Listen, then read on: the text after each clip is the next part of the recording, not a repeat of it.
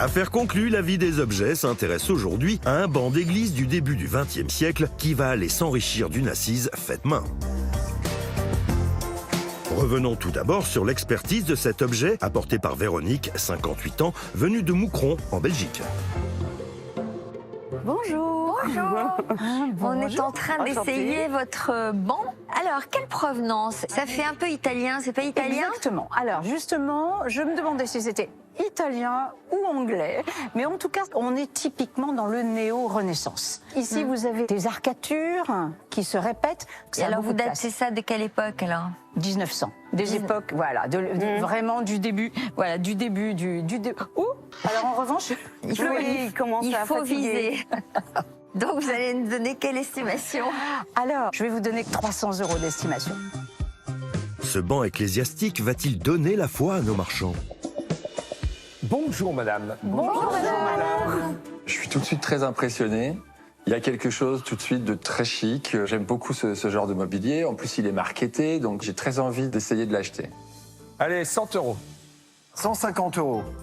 Attention, il y a des petits manques au pied. Moi, ça ne me démotive pas. Un petit peu de restauration sur cet objet sera sympa, donc je suis motivé. Je propose 200 €. C'est ta seule enchère? Et c'est ma seule enchère. Bon, ok, bah ça c'est fini. 250 chez moi. Bon, je sens pas un engouement absolument dingue de mes collègues acheteurs. Je me dis que je peux peut-être faire une bonne affaire aujourd'hui. Alors, chère madame, je vous invite à me rejoindre C'est bien. sur ce comptoir. Mais c'est une bonne offre. Hein. Ça marche. Parfait. Affaire conclue à 250. Je suis très content de cet achat. Donc je sais déjà que ça va aller chez Christelle, tapissière chez moi dans le Berry. Elle va avoir quelque chose de très chic à me proposer, j'ai aucun doute. Je suis très content.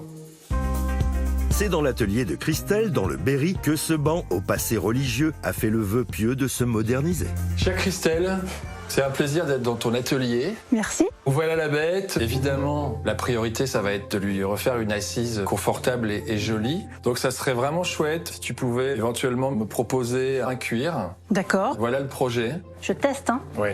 C'est un petit peu mou. On mettra une petite garniture. Il n'y a plus qu'à. Merci Christelle. De rien. Je vais commencer par nettoyer les bois. Je vais utiliser un raviveur de vernis qui va permettre de décrasser et d'ôter les taches. Je vais commencer au pinceau. Et puis ensuite, j'utiliserai de la mèche coton sur les endroits les plus fragiles. Je vais utiliser de la laine d'acier, la 000, parce que je vois qu'il y a des petites taches de peinture à droite à gauche. Voilà, sur ces endroits un petit peu difficiles d'accès. Le vernis est ravivé. On retrouve un peu la couleur d'origine. C'est propre. Donc la partie bois terminée. Je vais commencer à découvrir le dossier avec mon pied de biche, chaque clou décoratif. Il va falloir que je prenne mon ciseau à dégarnir et mon maillet.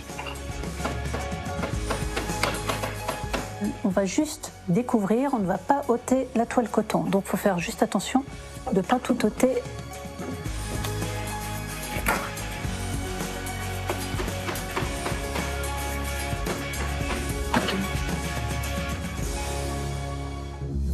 Donc je vais couper ma ouate pour les joues intérieures donc de la stalle. Je vais prendre mes ciseaux à tout faire et couper mon gabarit.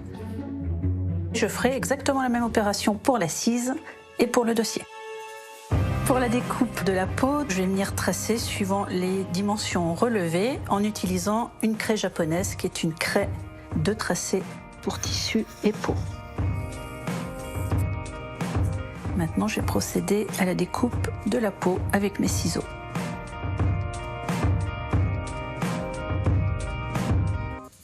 Maintenant, je vais venir présenter ma peau suivant l'axe médian que j'ai déterminé, une petite découpe centrale.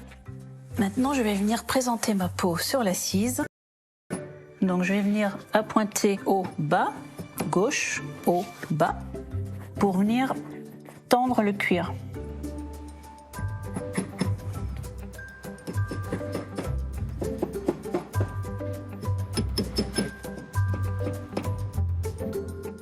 C'est bon.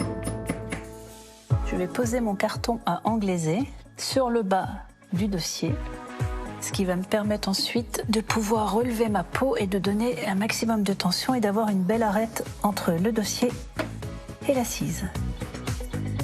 L'intérêt du carton englaisé, on a une arête bien saillante. Je n'aurai plus qu'à pointer en haut du dossier. Après avoir posé la peau du dossier, on va attaquer maintenant la pose du galon, qui est un galon de finition qui vient cacher l'agrafage juste avant le cloutage décoratif. Ce galon se pose à la colle. On fait attention de ne pas tacher la peau, de bien tendre le galon. Le galon posé, je vais prendre mon réglé et un poinçon pour venir faire mes pré-trous tous les 5 cm.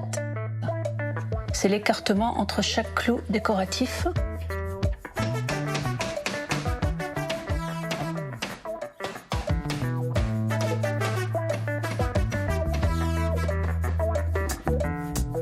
Bon ben voilà, ça lui donne un petit coup de jeune tout de même. En tout cas, moi je le trouve très beau.